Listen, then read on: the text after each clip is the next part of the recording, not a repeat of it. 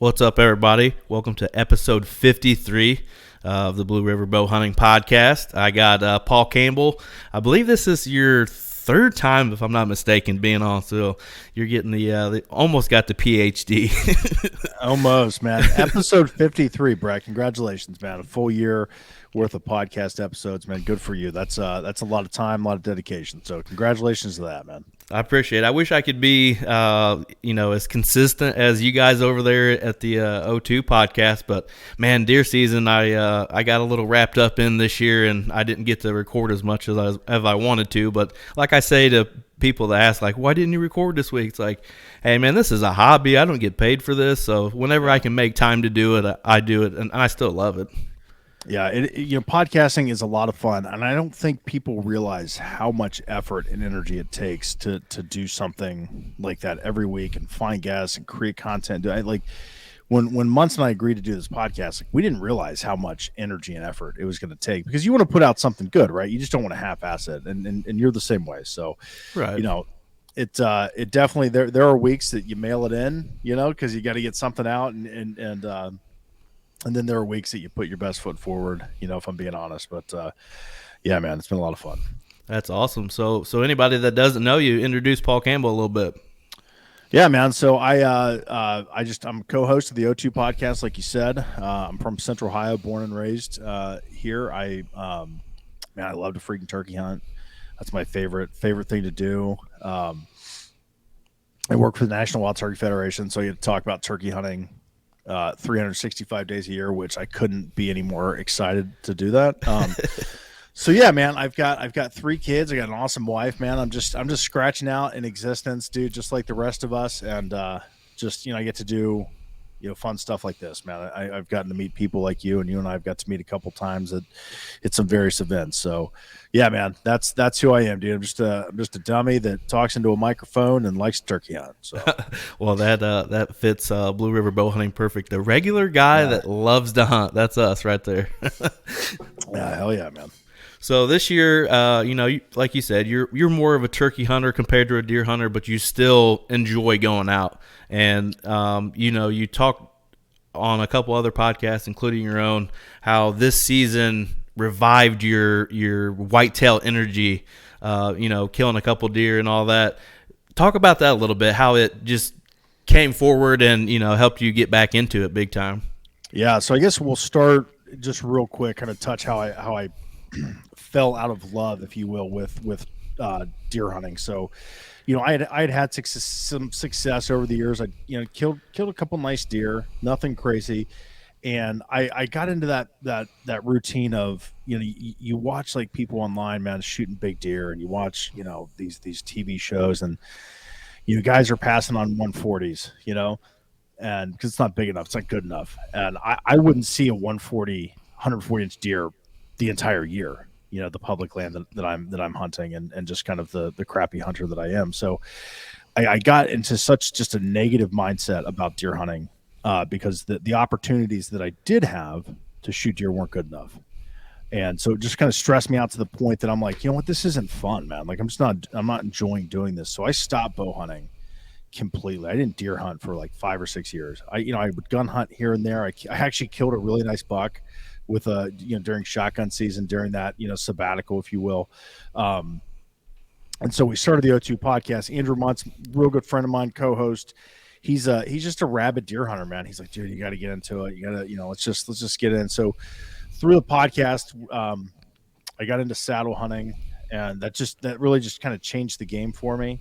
I started to, I don't know, man, when you get up in the air, because I was using like a climber. That was another thing that just made me like freaking hate turkey or like whitetail hunting, lugging it all in. Yeah, dude, you're lugging it in, and God forbid you shoot a deer, you got to drag the deer out by yourself and this climber and your backpack and your bow and all this stuff, and you're like, oh my God, what have I done? I just walked 4 miles into the woods, so I just began to hate it. But so I went mobile, and I really wanted to put a lot of effort into this 2022 deer season.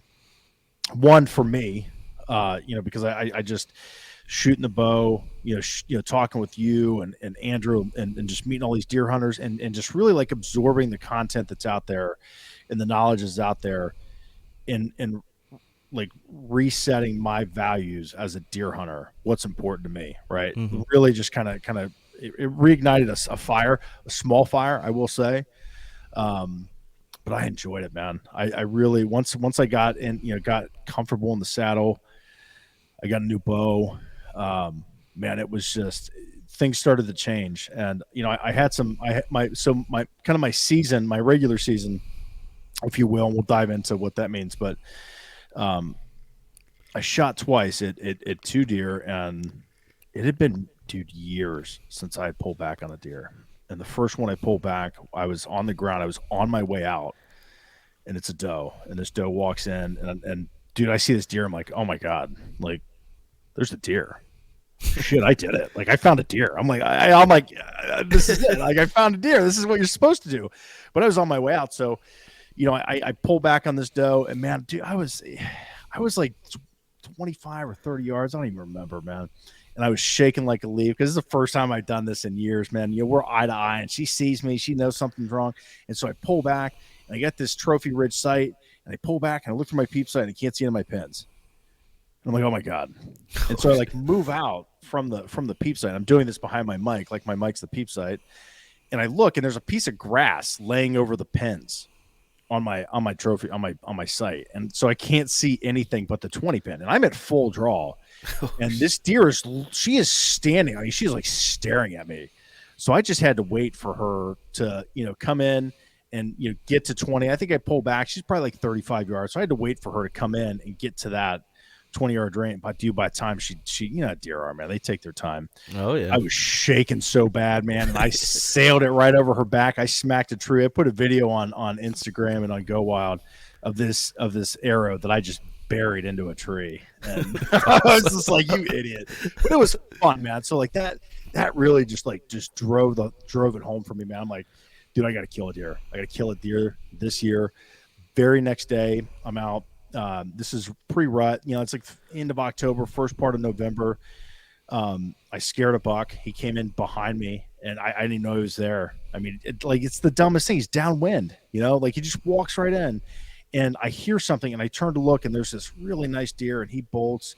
20 minutes later, another deer comes in, and he's about 40 yards, and just a classic story, man. I sent one to him, and it must have hit a branch or something, like kind of like in hindsight, you see all the stuff that wasn't there before. And Yeah. And I lost that arrow. I heard it hit something real loud. Wasn't him. Man. But yeah, man. So that was kind of like my regular season. And that's where, I mean, but once again, like that second miss, I was like the bloodthirst was like out of control, man. Like I had to right the ship, man. Like it, I figured it out. I'm in the deer. I was seeing deer every time I went out, and so that was a good thing because it wasn't always like that. And so a lot of that effort started to pay off, and I was excited for the first time in years in the whitetail woods, and man, I was real happy about that. So I guarantee it. So what saddle did you end up going with, and maybe what was some of your thoughts, prior to actually doing it, and then maybe getting into a little bit of a routine of getting out there and putting it all together? Yeah, so I have a tethered system. So I have the tethered Phantom XL for the saddle, and I've got the Predator XL platform. And so what brought us there? Andrew is a big fan of the tethered system. He's a big fan of the mobile system. So him and I talked a lot about kind of the intricacies and just the benefits of saddle hunting. And so I was able to get my hands on a saddle system. And the first thing I did, I just put it up in my front yard. I have like a couple maple trees that I could get, the sticks around. I got the Skeletor sticks and put the platform on. I was like 6 feet up, if that. Like I could damn near like just step right onto the platform. Yeah. And hook the tether up, the lineman belt, and just get comfortable with it. How it moves, and so I moved to my backyard after that, and then I got one stick up, and then two sticks up, and then three sticks up, and that was about as high as I get in the tree that I was in my backyard. But what it kind of the suggestion of Andrew and anyone that saddle hunts or tree hunts, like you have to build that system. It's like, okay, I'm going to put these ropes here, I'm going to put this rope here, I'm going to hang this stick here, and I'm going to set my platform at this point position, and trying, like the one thing that like I mess with it every time I'm in the woods, Brett, I figured it out, is the height that I want the knot of the tether, the Mm-hmm. tree tether. I can.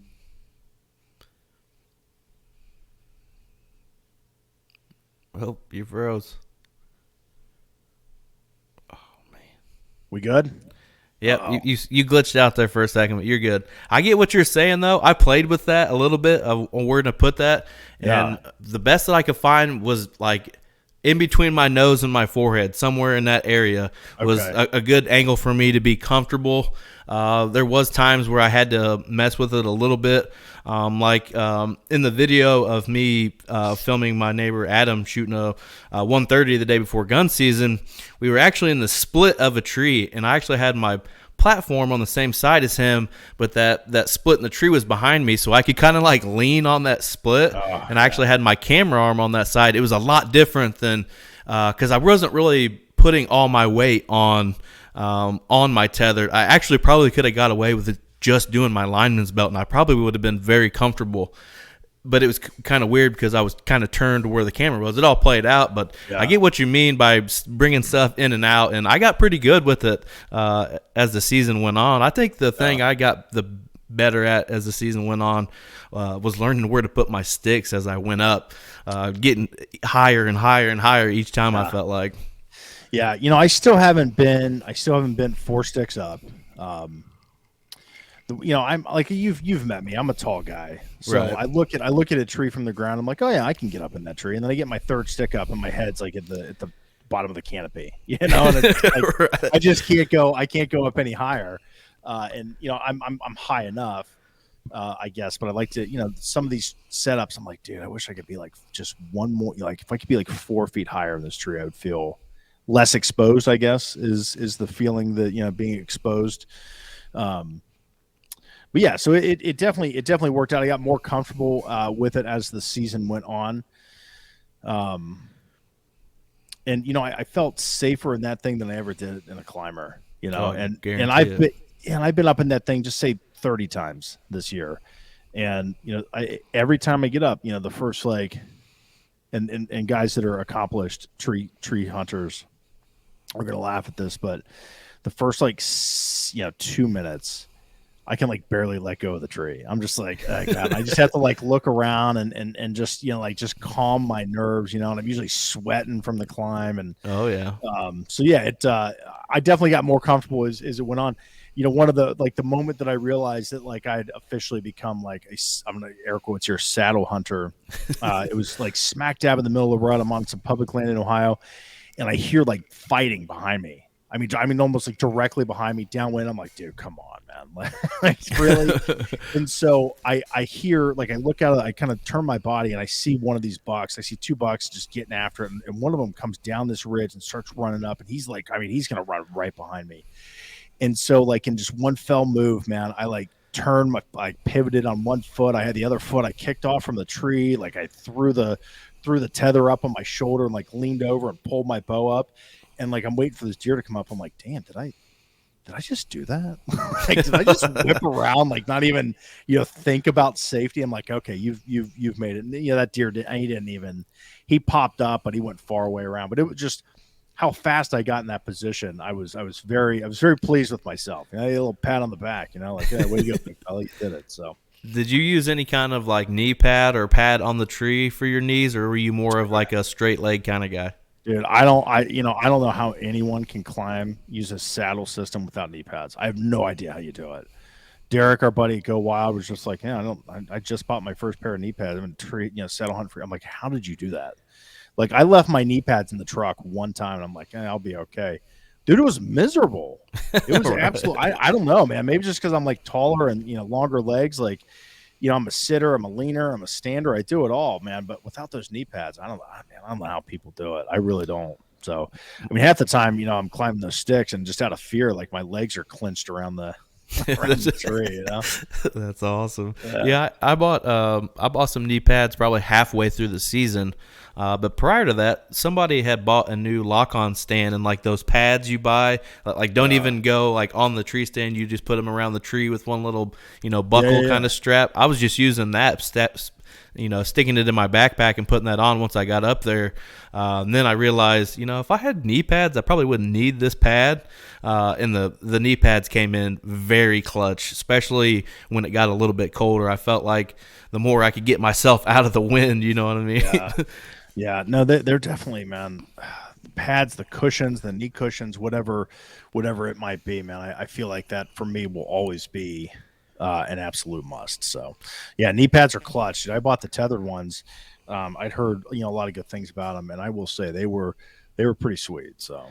I went with I think the trophy line, the same as my saddle, but I'm a big scent blocker guy, and scent blocker actually makes a air quote too a saddle hunting pant, and It's got the knee pads built into the pants.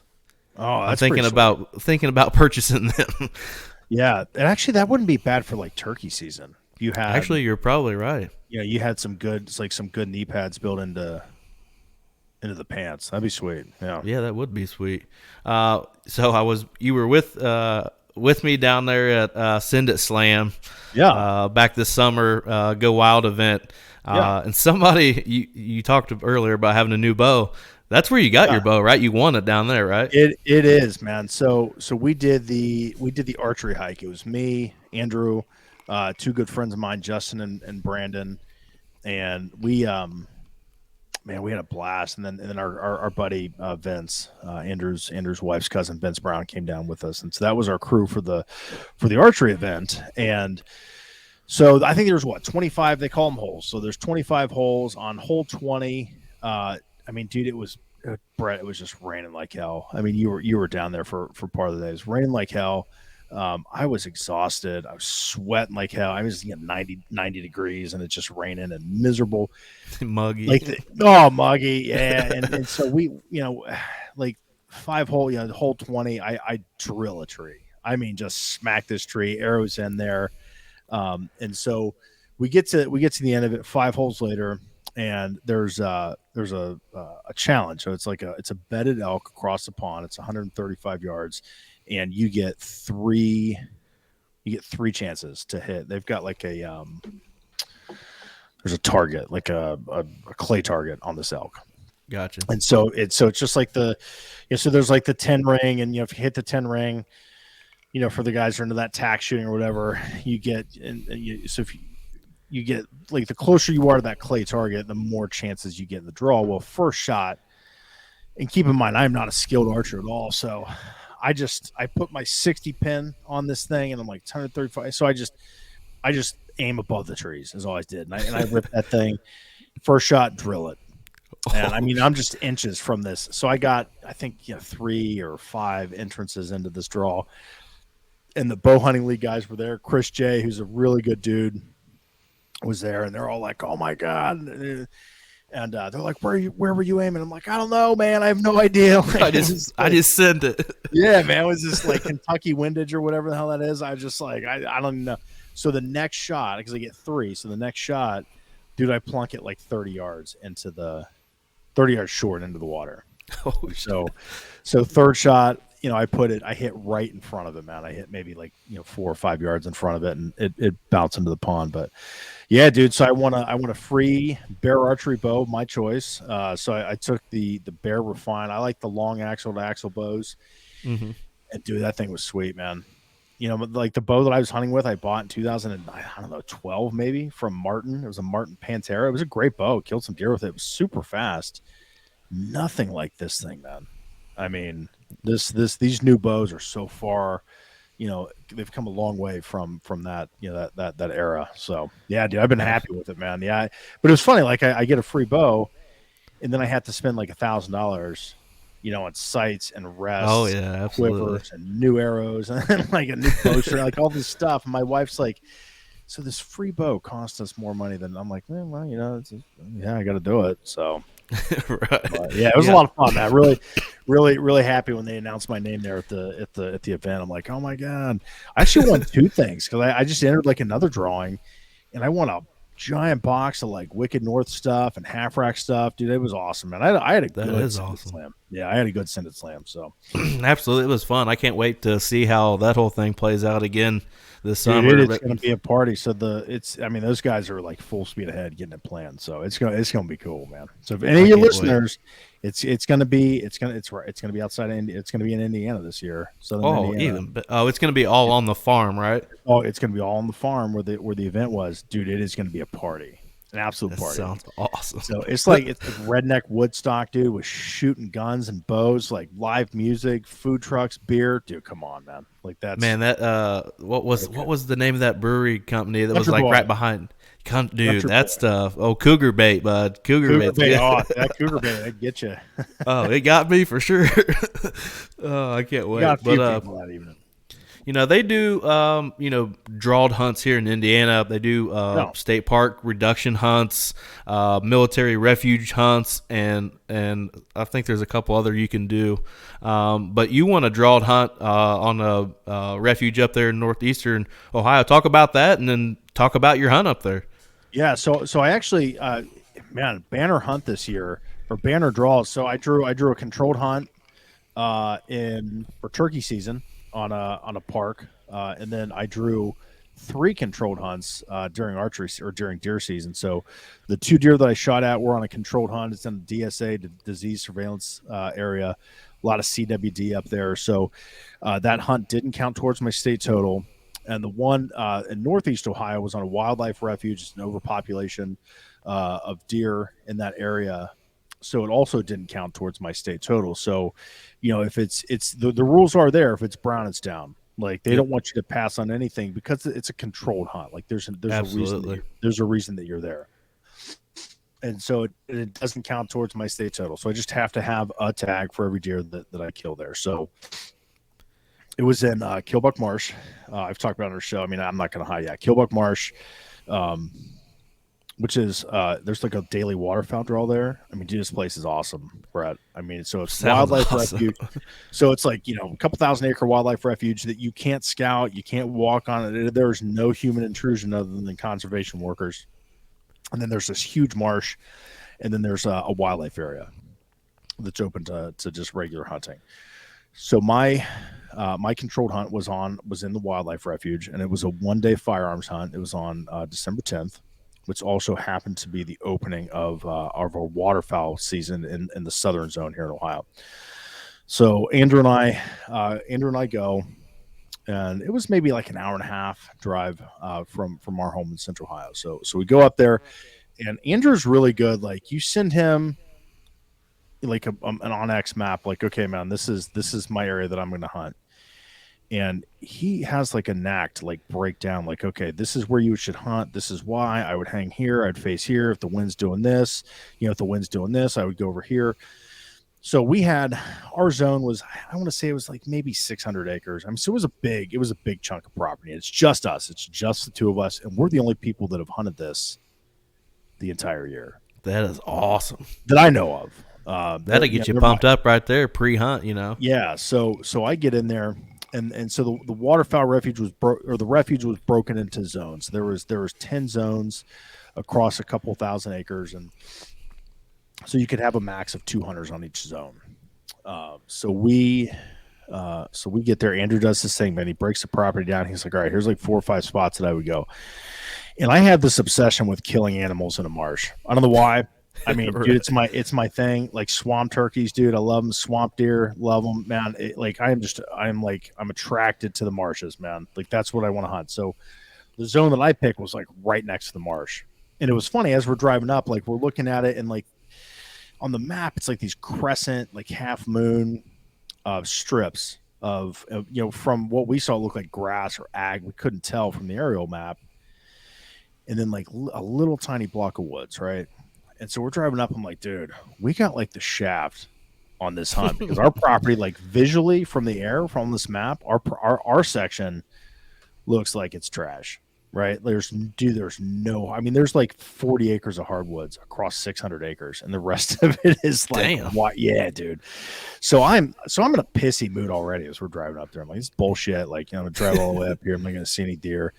And then I didn't realize like the I knew that it was the opening of duck season. So we get there, and Andrew's like, which one do you want? I'm like, boom, I'll take this one right next to the marsh because, dude, I like the marshes, right? Right. And so I get up there and I'm climbing this tree.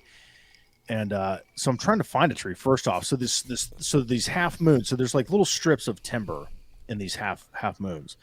And so these timber strips, they're either like 500 or 600 yards long, right? And I walk the entire strip, and I found 3 trees that I might be able to hang out of. Dang. And the rest of it's just scrub brush, dude. It's maybe like 20 yards wide, 700 yards long. And so I walk all the way down, and I'm trying to find a suitable tree to hang out of. And so I want to hunt. I want to face off to basically my left into the marsh because I'm thinking stuff's going to come out of the marsh, and I see all these duck hunters going in. I'm like, oh damn. So then I start bitching about that. I'm like, and I'm a duck hunter. Don't get me wrong, I love duck hunting, but I was there to kill deer. I'm like, dude, this is where I want to hunt. I want to hunt that way. Now I can't hunt there. I got to look towards this, crappy freaking scrub brush bullshit. I'm texting Andrew. I'm like, I hate this. Like, dude, what the heck? And I'm just freaking out, right? And by this point, I'm in the tree, and dude, there are freaking duck hunters. I mean, Brett, there's probably 40 groups that I can see because once you get up the tree, you can see. I mean, there are duck hunters everywhere, and there's a group so close that I can hear them talking. I can hear them talking. I can hear everything that they're saying. Like I can't see them, but I can hear every word that they're saying. And I'm like, dude, I hate this. Like I am pissed off, dude. I would have been too. I'm ready to go, because in my mind, like my hunt is over. So, and I was just like, I'm climbing out of this tree, dude. I'm going to go over here, get away from this marsh, and daylight's coming up. Like, so I'm kind of throwing in the towel, and dude, the turkey started hammering. Oh yes, and they're across the marsh, and it was like the sun opened up, and it's just like this majestic. And I'm like, dude, they're gobbling because it was like warm that day, and it was foggy, and I'm like, okay. And then the sandhill crane started ripping, and so I'm just in this tree, dude. I'm enjoying the turkeys gobbling, man. I can hear the hens tree yelping, and the sandhill cranes, and the duck hunters are starting to. Starting to call and everything. I'm like, yeah, this is actually pretty cool, man. I'm just going to hang here and just hang out. Oh my God, there's deer. Holy shit, there's a deer, Brad. There's a deer. I'm like, I did it. I'm going to shoot this deer. So I was hunting with a 350 ledge and a scope rifle, straight wheel cartridge. We can use them here in Ohio. And I pull up on this. There were 2 does. It was a doe and a first year. And I shoot the doe. She runs like 20 yards, and I lose her in the tall grass. And I'm like, I ended up putting it. I just blew the top half of her heart out, and she went about 20 to 25 feet before she died. And is as ethical and as perfect as you can get. Absolutely. And this is 3 minutes into shooting hours. All right. So, it's like, shooting legal shooting times, like, 7:08. And this is like 7:11 or whatever the number, whatever the time was. I don't even remember anymore. And so I only had one tag going up there that I had bought. Because you don't want to buy a tag if you're not going to use it, right? You can buy them on the app. So it's just like, Andrew texts me and he's like, was that you? I'm like, yeah, dude, doe down. And I was like, should I buy another tag? And he's like, yeah, dude, we're literally 3 minutes into this hunt. Yes, you should buy another tag. So I pull out my credit card. I got my phone. I got my Wild Ohio app. I buy another tag, dude. This is exactly how I buy that tag. I put my phone in my breast pocket of my jacket. I look up, and that little doe's back. And I'm like, oh, okay. I'm going to shoot her too. First year. So I shoot this deer. And, dude, she goes crashing hard into that thick brush. Dude, she's like 30 yards from me. I hear her like flailing around. I'm like, cool. And Andrew texts me again. So we're 5 minutes, maybe 6 minutes into legal shooting hours. He's like, is that you again? I'm like, yeah, dude, another doe down. And he's like, buy another one. So I pull out my phone, I buy another tag, and I'm like, dude, I'm looking around. I do a little video I send to my buddies. I'm like, dude, turkey, and the turkeys are still gobbling. So like, you need to send me that video, but I'll send it to you. And I'm just like, oh my God. Like in the background, you can hear the geese honking, dude. You can hear the turkeys gobbling. And I'm like, there are 2 deer on the ground. Let's fucking go. Sorry. Let's no, go, you're good. And so I buy another tag, and I put my phone in my pocket, and I'm sitting here, and dude, it was like 60 minute and a half after I buy that third tag or second tag, I guess at this point. And I look up and I see antlers, dude. And so it's just this tall, like old, just pasture grass, right? So all that old ragweed and it's brown. It's perfect, dude. The sun's coming up. It's foggy. Turkeys are gobbling. I got 2 deer on the ground, dude. I'm jacked up, and I look and I see just rack, dude, just going through the grass. I'm like, oh my god. I like this is like I can't think straight, dude. I come unhinged, dude. I'm shaking like, and I haven't even pulled my gun up at this point. So look at this deer, and he's about 170 yards out when I first see him. He's coming down this hill, and he's going right to where those 2 does were. So I kind of picked the tree that I picked. I'm trying to do this. So there was like this ridge, and there was this little depression. And I was like, dude, if there's anything, because and the rest of it was flat, I was like, there's any terrain feature that's going to move deer, it's going to be this little kind of like just ditch, a ditch going down. I'm like, and dude, he came right down, right through that ditch. And so I pull my gun up and I look, and I'm like, he's outside of his ears. I'm like, this is a good deer. And so I was watching him come in through the scope, and dude, I was shaking so bad. I'm like, all right, you got to relax. And yeah, they are, man. He's taking his time. So one of the byproducts of the saddle when you're gun hunting that I really enjoy is that rope, that tether. You can like use it to I use it to support myself. So I get the gun lined up. I'm looking in through the scope, and then so I'm looking at the tree, and I'm looking to see where he's at. And I'm not focusing on anything else other than his position. So I'm like, all right, when he gets those 350 Legends, man, they're good guns, but I wasn't super confident with it yet. So I'm like, I want him to get like 60 yards. When he gets 60 yards, he's going to, kind of come up this little, I'm going to have a really clear shot at him. And he gets to about 60 yards. And so the entire time the duck hunters are popping off, dude. I mean, every 10 seconds, just bah, bah, bah, bah, bah. So this deer was completely numb to gunfire. Like every once in a while, a shot that was close he would look over towards the marsh, and then he would just keep coming. So I get lined up on him. First shot I shoot, I miss him. I flat out miss. And all he does is look up and look towards the marsh. And I'm thinking that I've missed my shot. I'm like, oh my god, he's still there. Like, because he's just completely dead to the sound. So I rack another round. I calm my nerves. I have all the time in the world. I tell myself, don't rush this. You can do this. Second shot. I dialed that scope in as far as I could. And he was kind of quartered away. So I'm like, I aim just like at the top of his shoulder, because I've got a pretty severe shot down. I'm like, top of the shoulder, dude. Let's just see what rips through. And he just disappeared. I'm like, oh my god, I did it. Like, and so I'm at this point, I'm freaking out. So Andrew texts me again. He's like, another one? And I'm like, buck, monster. That's what I text him. I'm like, monster. I killed 3 deer in 18 minutes. All of that was awesome. I bought 2 tags and killed 3 deer in 18 minutes. I called my wife. I'm like, dude, you're never gonna believe it. I just killed 3 deer. And so I buy another tag. I hang up with her, dude. I'm just sitting here like, the day is, in my mind, I couldn't be any happier. And so I see this buck. Every once in a while I see him get up. I see him stand up, and he had moved, and he was in that grass. But dude, I could see like he was, head was going down, his tail was, flicking. I'm like, he's gonna die. I'm not gonna do anything. And he would fall over, and he'd get up, and he kind of moved down. And he ended up being about 40 yards kind of down in front of me, and he's in some brush, and I couldn't see him. I wasn't going to take another shot because he's done. Like I can see that this shot was fatal. And so I'm kind of watching him, just slowly die. And another buck comes walking down the same path. And I'm like, well, I'm going to shoot his ass too if he gets close enough. So this is about an hour. This is about an hour into the hunt. So this buck, this is for those watching on YouTube. This is the top of his. He's a little 6-point, and so you can see one of the shots. Oh wow! That's one of the 350 rounds. Dang. Went through, and when I got to him, his antler was like half off. So spoiler alert, I killed this deer.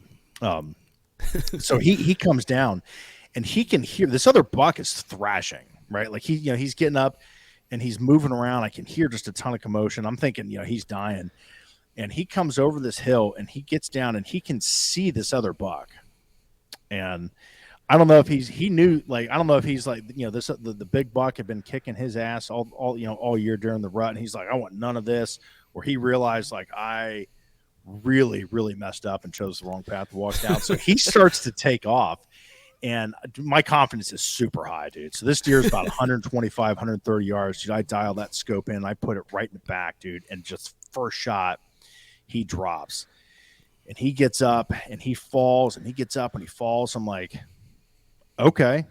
And so Muntz is like, another one? I'm like, yeah, dude. So I've got 4 deer on the ground, less than an hour. So I give it.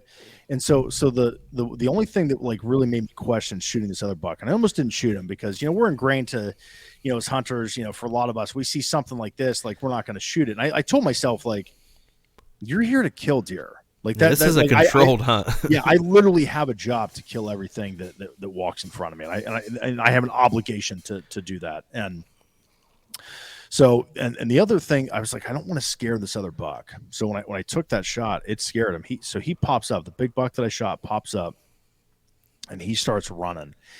And I was so shocked when he gets up. His antler, he'd come through that tall grass, was completely covered in grass. That's great. Yeah, I couldn't even see his horns. I couldn't even see his antlers. Excuse me. I don't call them horns. I don't want people, hate tweet me or whatever the hell they do nowadays. But so he's completely covered, dude. I can't see his antlers at all. And so he falls down in front of me. I put another shot at him, and he gets up and he starts to, he runs up this little ridge, and I see him fall, and I'm like, done deal, dude.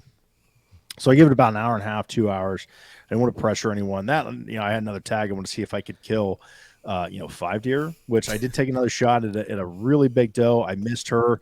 So I get out and I'm like, I'm going to go find this little doe, which was the second deer that I shot. I'm like, dude, she's like 50 yards. This is going to be an easy track. Long story short, I didn't find her.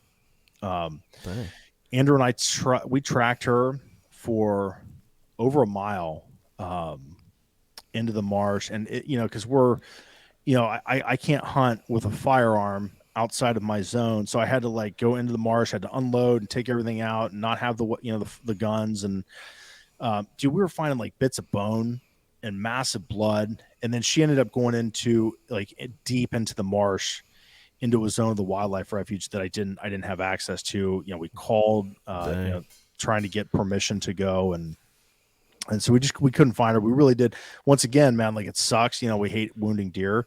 That deer's going to die. I'm there to kill deer. It sucks that I don't get the meat and all that, but it is what it is, man. We've all been there. So I was really frustrated about that. I'm like, all right, man. So I go and I find the little buck. He's going to be the next easy when I get there. And he hops up, and I shoot him. He's in this thick brush. I shoot him. I miss. I do this. I bust that, put it right through the antler. Shoot him again, and he dies just within seconds of that shot. Then we go and we find the big doe, and Andrew, by this point, Andrew's with me, and he's like, which way did she go? I'm like, dude, she went this way, and then I just lost her. And we take like 2 steps down her blood trail, and he's like, oh, she's right there. I mean, she is just crumpled up, dude, dead. We get her, tagged, and man, like, by this point, my heart is pounding because we got one big boy left. And you put so much pressure on yourself to kill deer, and it was kind of chaotic there for a little bit when he took off, and so I wasn't sure what to expect. And he went through that tall grass, and he had just made a really nice trail through that tall grass, and it was a really, really easy track. We found it at the top of the hill, and man, like, it was just a relief, that I got to experience that. And I mean, just an insane hunt, the craziest hunt I've ever been on. But man, when I got to touch him, I was just grab his antlers and just look at him, man. I was like, oh my God, dude, this is amazing, man. And it was a blast. You can see his antlers back here. Oh yeah. So I think the second shot, I'm going to grab this antler real quick. I want you to see. You're good.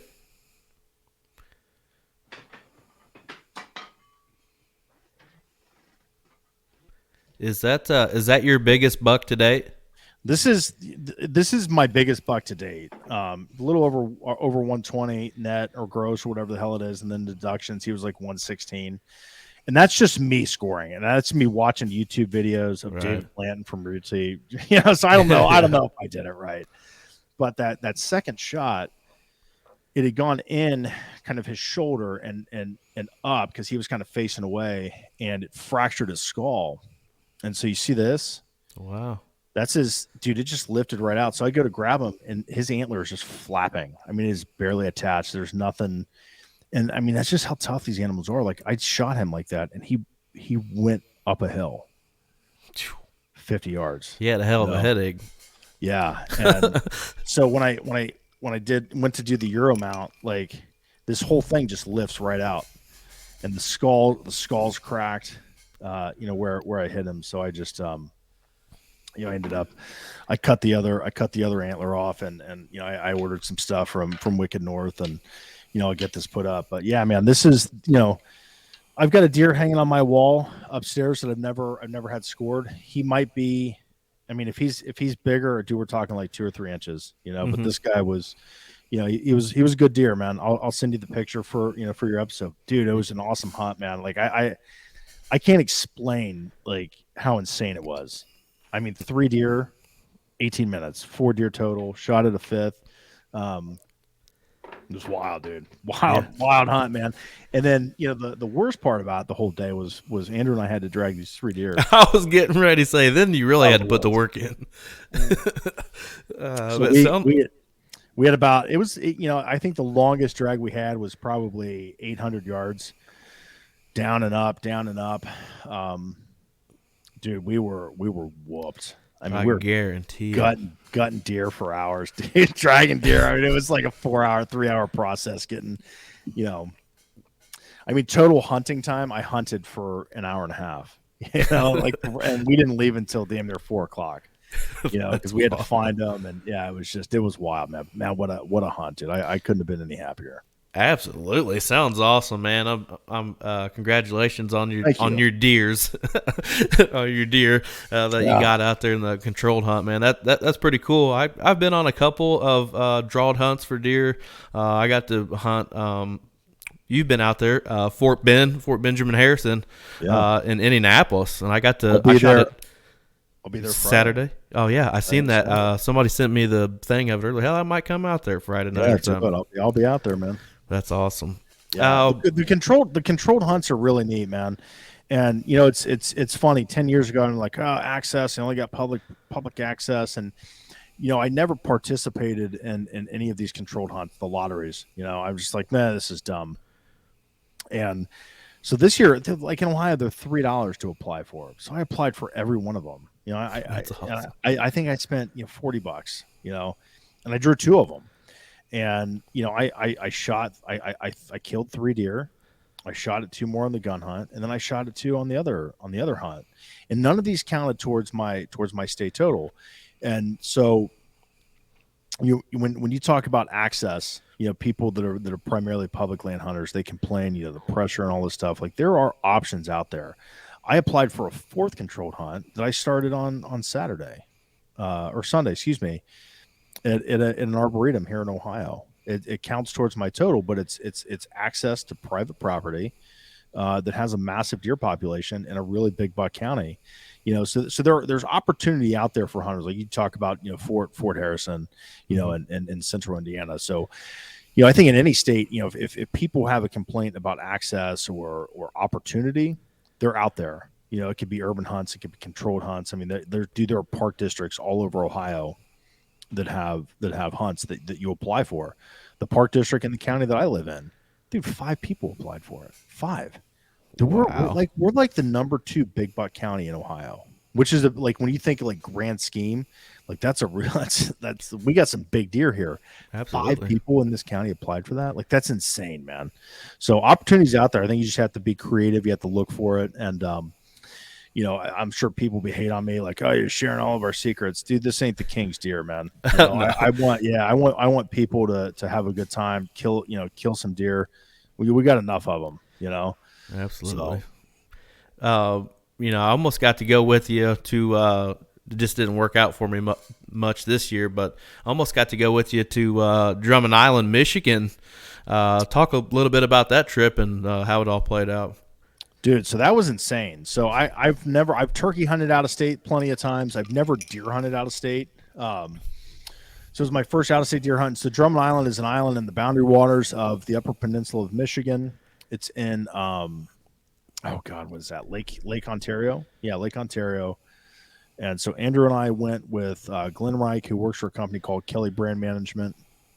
It's a company that handles the sales and marketing for like 50 of some of the really popular outdoor industries that we all know and love. And he's just a really good dude. Been doing it for years. Worked for Realtree for a long time. And the other guy was Bobby Herta. We had some other people that had committed, but they couldn't get there. And there's some split time. But so our camp ended up being Bobby Herta, he's the owner of Wicked North. Awesome dude. Lives in Wisconsin. And myself and Andrew.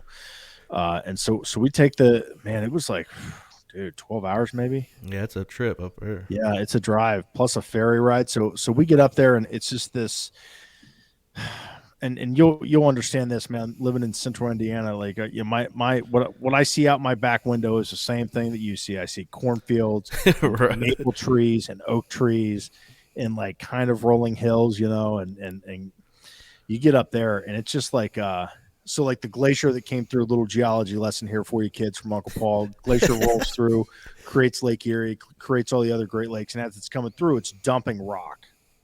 And so you get these islands in the Great Lakes, and so just imagine like Drummond Island is just this massive like white rock island, and it's everywhere. It's white, black rock. It's gorgeous. It's got all these beautiful aspen trees and cedar trees, and it's terrain that I'm just not accustomed to. And I'll send you some pictures of this place. I've never hunted out west, like in Montana or Wyoming, but you look at the pictures and there's some severe elevation change, and a lot of it's down. It's not up. So you have these like just massive ravines that go down into this island, and so you feel like you're 1,000 feet above it, on a mountain, but you're not. You're 15 feet above the freaking lake, so I mean it's just a really neat, unique place. They've got it's funny. Glenn was like, yeah, there are wolves on the island. I was talking to some people that live in Michigan. They're like, man, there ain't no wolves on Drummond Island. I can confirm, Brett, there are wolves on Drummond Island. Saw them, heard them. We had kind of split up on the first night, and I was out by myself, and I had seen some deer. I didn't have a doe tag. It's a draw there for a doe tag. I saw a doe in a field that I was hunting, just this little cut with brush and trees. They were beautiful, man. And I am miles away from anybody, and I could see this buck in the edge of this. Never really presented a shot, and I'm waiting to see where they go. And the sun starts going down, and the wolves start howling. I'm like, nope, I'm out.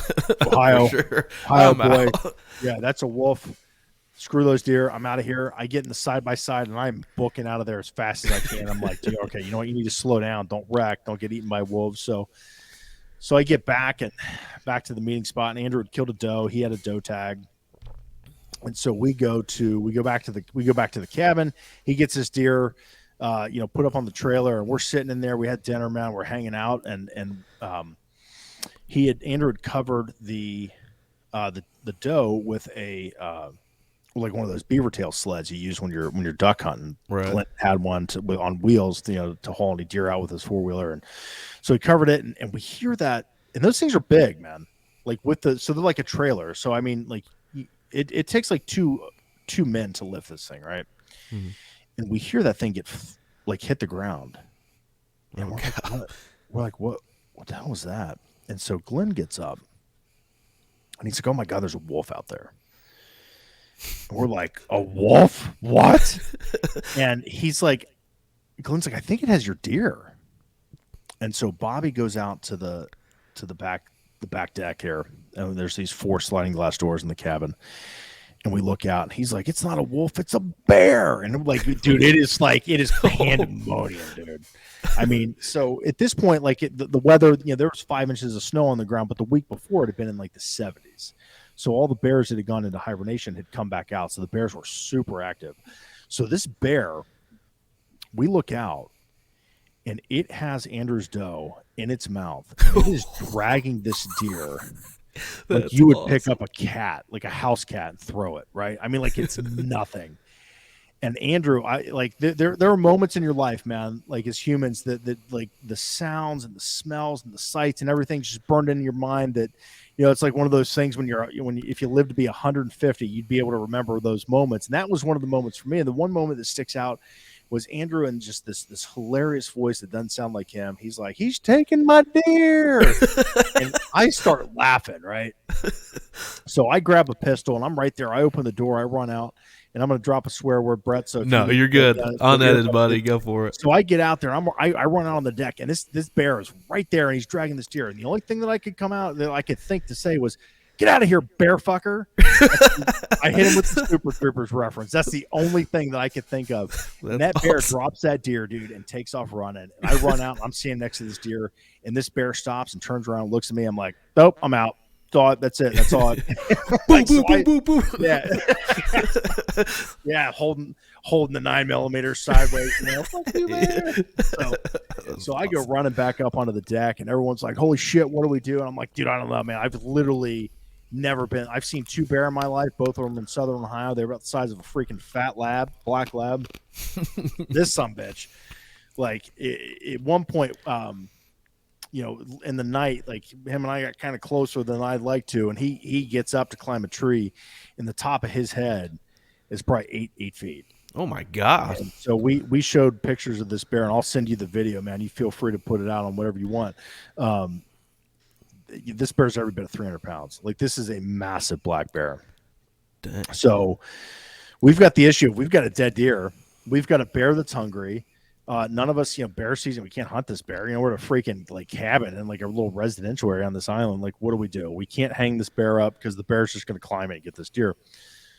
So we'd pull this deer up onto the deck. The bear just comes right up to the deck. And, we have to open the door, and we're like yelling at this bear. And every time, like, we would try to, this bear would just like, he knows that like we're not going to shoot him. So he would half run at us, and we're just gone. Yeah, I'd be gone too. Oh, sure. Yeah. Like, none of us are dying for this, and, and so we finally decide we put the deer in a truck, and we drive it up to there's like a hotel. And it's well lit. There's people everywhere, and it's kind of away from, like, our cabin was kind of secluded. And so we drive it up there, we park it there, and we get back, and sure enough, dude, that damn bear was sitting on the trailer, dude, licking blood. Oh, wow. And had ripped open all of our bait bags. And so I'm trying to get into the house because I was in the side by side. And I'm trying to get in the house, and I like, this bear is like, I'm not leaving. Like, I'm going to eat all of these, freaking yams or whatever the hell it is, sugar beets or whatever they were that they use. You can bait on the island up there.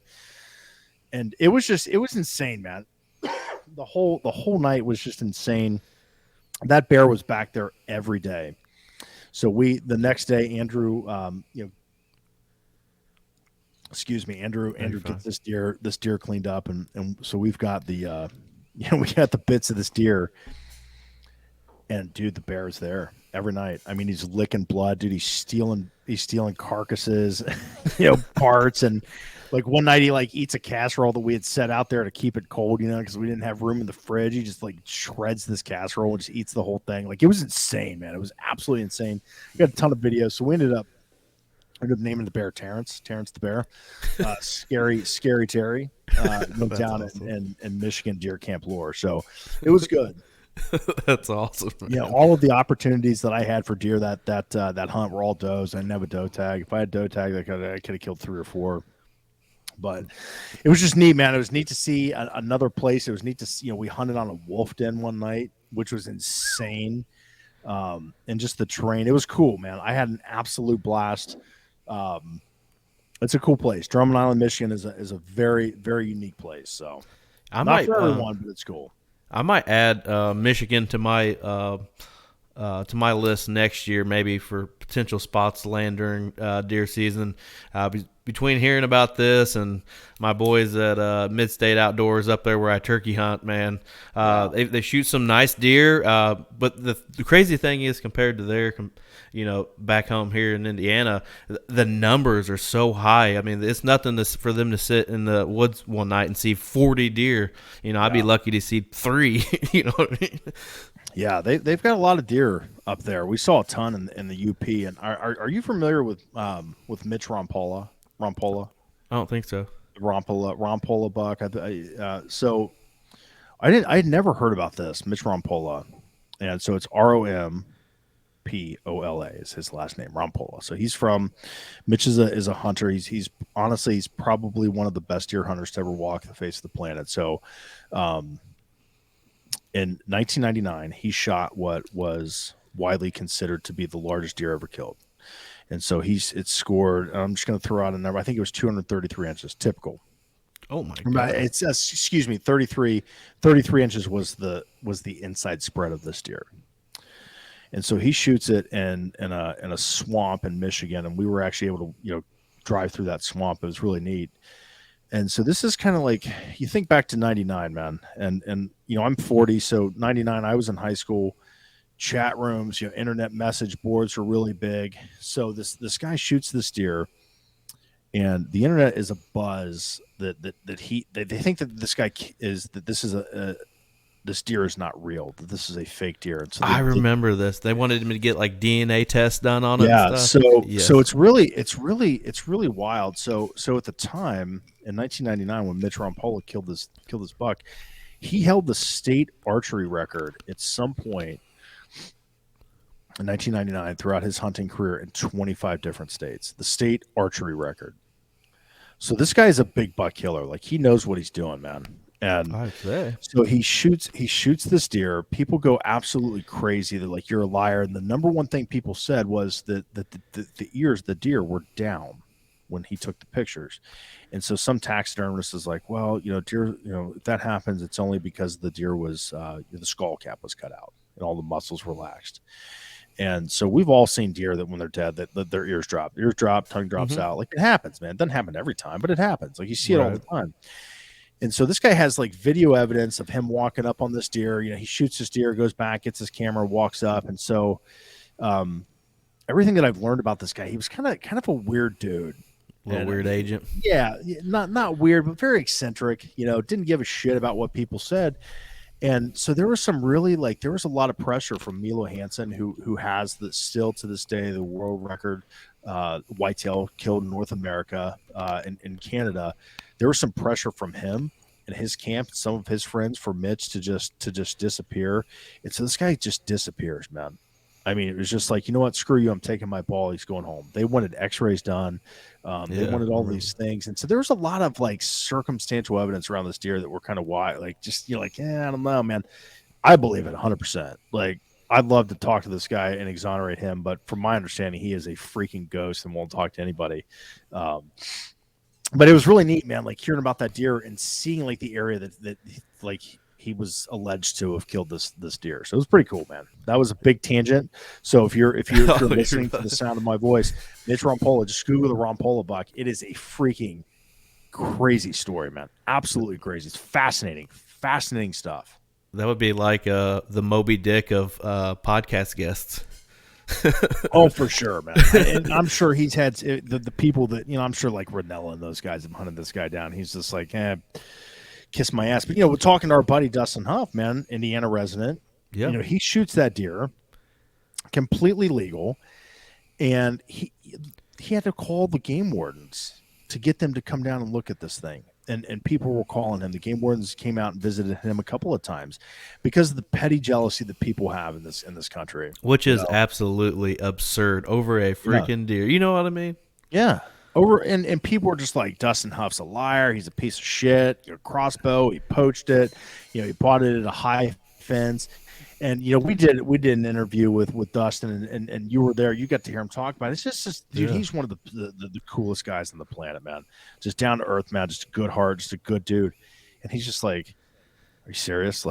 Yeah, I've never seen this deer. It just, right place, right time, and but it's just the petty jealousy that people have in this world, man, about other people's success. It's just sad. And I think that's what Mitch Rompola got sucked into, and he just didn't give a shit and didn't want to play the game. So I don't think I can blame him much on some of that. Some people, I mean, even just like the Dustin Huffbuck, somebody sent it to me that night. I don't remember exactly who sent it to me, and they're like, "There's no way this thing's real." Turns out that thing's pretty real. yeah, yeah, absolutely. And then, like I don't understand like human nature, where it's just like someone does something extraordinary, regardless of what extraordinary, legal, and people were like, "No, you're wrong.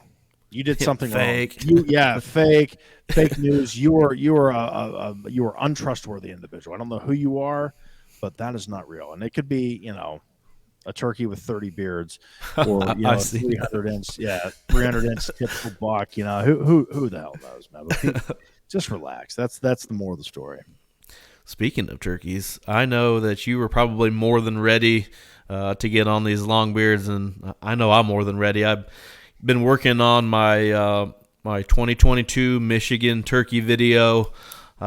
Working on it. I'm kind of waiting for a sweet spot to throw it out there. I don't want to put it out there just yet. I want to put it out there when people are wanting turkey content.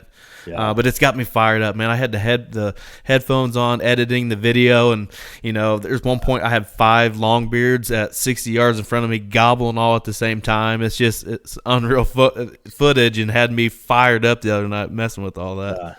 That's the stuff I love, man. And I don't ever shut off that desire to just be in the turkey woods and talk about turkey hunting. It drives poor Andrew nuts, man, because every episode we have, dude, it could be like, hey, man, we're going to talk about polar bears today. And I'm like, who would win in a fight, a polar bear or a turkey? Like, I'm going to bring it up in every episode. It doesn't matter. And it drives him nuts. And he's just like, oh, God, this is why we can't have nice things. Shut up about the turkeys. But I can't, man. It is ingrained in my DNA as who I am as an individual. And, dude, I love it, man. So today was like 65. It was pissing rain. I was duck hunting today. It was awful. It was thunder and lightning. And then the sun came out, 65 degrees, dude, light breeze, birds are chirping. And I'm like, all I could think about was freaking turkey hunting, dude. That's all I could think about. I was just like a rabid animal thinking about it today. So what's your turkey tour looking like right now? Oh man, it's gonna be a whirlwind. So I'm doing my first Florida turkey hunt this year. I'm going to do a part of it will be a hunt with some of the donors to the NWTF. I'm going to go down, and then I'm going to do a 3 or 4 day hunt by myself while I'm there. A friend of mine has some land that he's going to open up to me. I'm going to roll through Alabama, Tennessee, Kentucky. You and I are going to hunt Indiana. Michigan just opened up their lottery today. I applied for that right before we started chatting. Obviously, Ohio I'll hunt. PA I think is going to happen. Maybe West Virginia. The 2 states. So if my wife was like, excuse me, you can only hunt 2 states. I desperately want to hunt Montana or awesome. Wyoming, something out west, in Florida. I would sacrifice every other hunt that I have just to hunt, those two states. So, I would like to get out to Montana. I mean, that's such a long drive. It's expensive to fly. Yeah. I don't know if that's going to happen. I've got some invites out there. But yeah, I've got a whirlwind tour, man. Like my turkey season's starting in March, and it'll run until the first week of June if I can help it. Yeah, mine's going to be starting a little bit later than yours, but pretty similar. My first stop is going to be West Virginia. First time hunting West Virginia. My buddy Troy Delaney out there has invited me, but there's a twist to this. We're not using guns. We're strictly bow hunting. We're going in with the big double bulls, and we're going to get on some opening day birds there. I'm hunting the first 3 days of West Virginia season. Coming back home, I think that's the youth weekend here in Indiana, and then obviously Indiana. And I'm not actually going to hit Michigan until mid-May. Okay. I went there for their opener last year. It was the like April 23rd ish. Cold. Birds weren't really all hot. It really wasn't cold. I had good weather. It was in the 60s, Okay. low 70s. It wasn't bad weather wise. But when I went back in May, I killed my bird on May 22nd. I'm talking fired up. I'm talking anybody that doesn't even know how to mess with a turkey call could have called a turkey and where I was at. Yeah. Oh man, I love that, dude. Those are whenever I take people out to hunt, they're like, oh, you know what are we looking for? And dude, my go-to line is, we're looking for the turkey that's ready to die. Yeah, Those turkeys are ready to die, man. That's one of those special days in the woods where you're like, oh my god, this is, you clapping your hands and they're gobbling, Oh so. yeah. Yeah, I'm probably more excited about the West Virginia thing, especially going at it with bows. I'm going to use my Matthews, but he's a traditional archer. He is using a longbow. Good. Which would be incredible footage if we can get that accomplished. I think would be unreal to see turkey Longbeard getting smacked with a big old, them homemade arrows and shit. Yeah, that's cool, man. That'll be cool. And aim for the shiny spot on the wing. That's the key. So. Yep. Yeah, vitals when shooting turkeys with a bow are pretty important. Yes, they are. Yes, they are. I get fired up. I had a conversation with a guy that probably one of the most accomplished archers on the face of the planet, and has done a lot with Pope and Young and archery records, and he's killed every big game animal that you can imagine in the world with a bow. And we were having a conversation at ATA last year, and he said, the one animal that I lost more than anything else archery hunting was a wild turkey. And I was like, well, why'd you keep shooting in the same spot? And he just looked at me like, I got so mad that I just turned around. I walked away. I'm like, yeah, it was good meeting you, man. Have a good day. And I just walk away. Like, this guy's shooting, killing 10 turkeys a year and not recovering any of them because they're running off because he doesn't know where to shoot them, So, yeah. I'm kind of hoping for that frontal shot. And I'm going to put it in between, hit the base of his neck and his beard, because if I can hit that sweet spot, his vitals are right on the other side of it, his heart and all that kind of stuff. But I get it from a side point. Yeah, that little spot on the wing, man, you can pin his wing and really mess him up in the meantime. Yeah. I don't necessarily advocate for the use of like mechanical broadheads, and we'll save that for another topic. But dude, I've seen turkeys get shot like in that, in between the the base of the neck there with a rage, and dude, wow. It is just like stuff just like falling out of them, and they're dead before they even hit the ground. So well, I have a pack. Very humane way. I have a pack of the Gobbler guillotines, but I don't believe I'm going to use them. I may mess around and do like some turkey broadhead review before season comes in.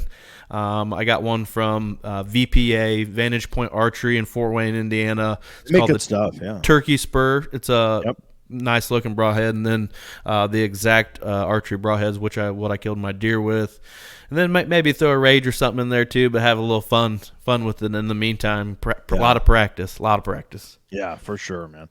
I've always wondered how it is tuning a bow with one of those big ass guillotines on them. I know, especially shooting it out of the window that you're shooting out of in those double pulls isn't really that big.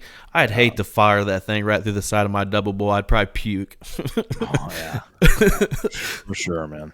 Yeah, that'll be fun, man. Have to keep me posted if we can chase some turkeys there in Indiana. Yeah, when you get around the Indiana Ohio mark and get up through there, and we can link up, man. I'd love to video one of your hunts. I know how passionate you are about turkey hunting, and putting that all on film and have something you can go back and watch would definitely be pretty cool. Yeah, that would be, man. I'd love to do that and make that happen. So, last year was the year that I took a ton of people hunting for the first time and turkey hunting for the first time. So, I'd say probably 90% of my hunts that I went on, someone else was pulling the trigger first. So, I'm going to try to lessen that, just with the, the work that I do. I want people to have a good time, and I want to bring new people into the world and the culture of turkey hunting. So I'm going to be a little more selfish with my hunts this year, and I have to. You only get so many years, dude, to turkey hunt.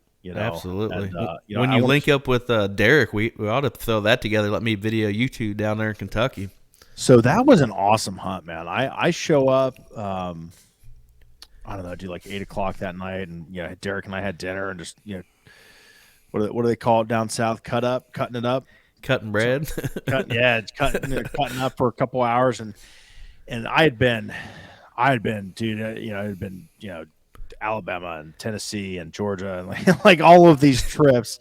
And then like I was on my way home and I stopped in Louisville. So I was like half dead, man. And I left my boots at home that morning. So we Oh drive man. an hour and a half. I had cross kicks on. Luckily, I had like comfy wool socks on, and the cross kicks were in Mossy Oak Bottomland. So I'm like, There you know you what, go. we can make this work. So I had my mountain gators on, or whatever the hell they are. So I put those on. Dude, I have never wanted to kill a turkey so bad. Like I want to kill a turkey every day of the year, but I want to be the guy. Like I had to have been the first dude to kill a turkey in freaking Crocs or cross kicks, whatever the hell they're called. I wanted that so bad, dude. I shot and missed. Oh man. Shot and missed. So almost there, almost had it. But Well, buddy, I appreciate you coming on and talking about your deer season and your yeah, man. trips and your control hunts and all that, man.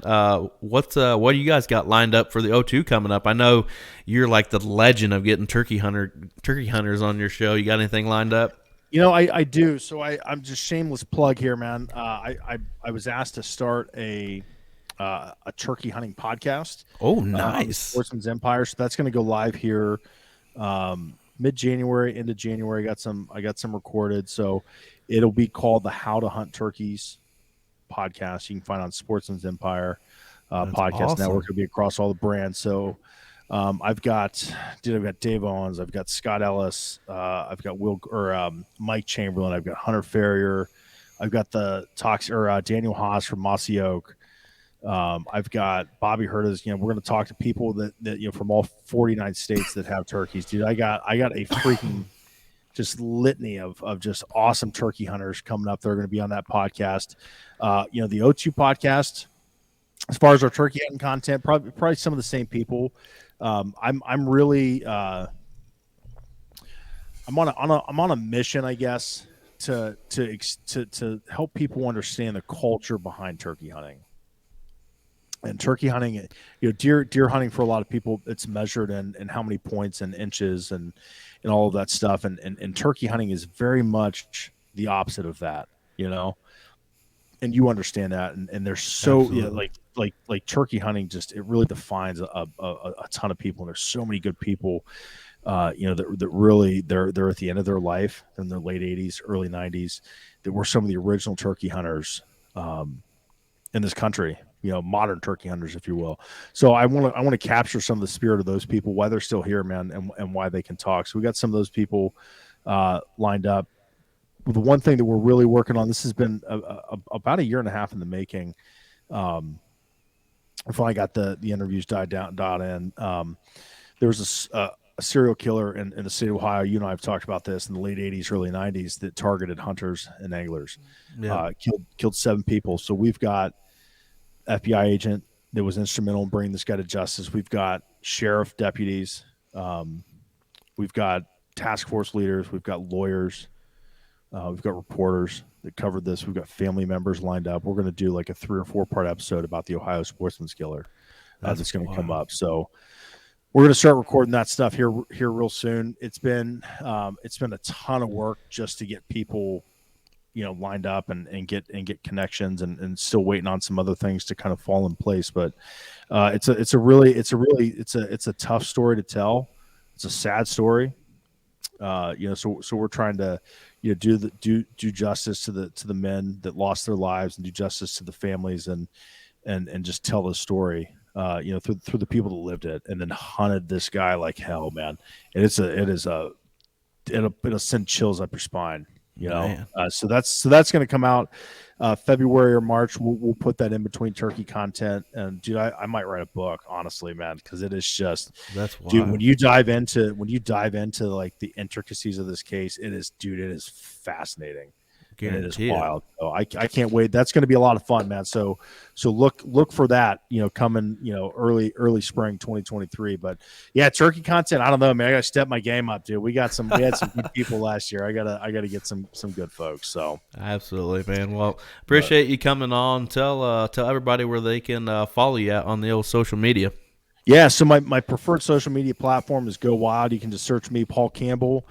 You can search Go Wild. O2 Podcast is on there. Andrew runs the O2 Podcast. If you want to find me on Instagram, you can find me Paul Campbell 322. I do have Twitter. It's also Paul Campbell 322. I'm not on there a ton.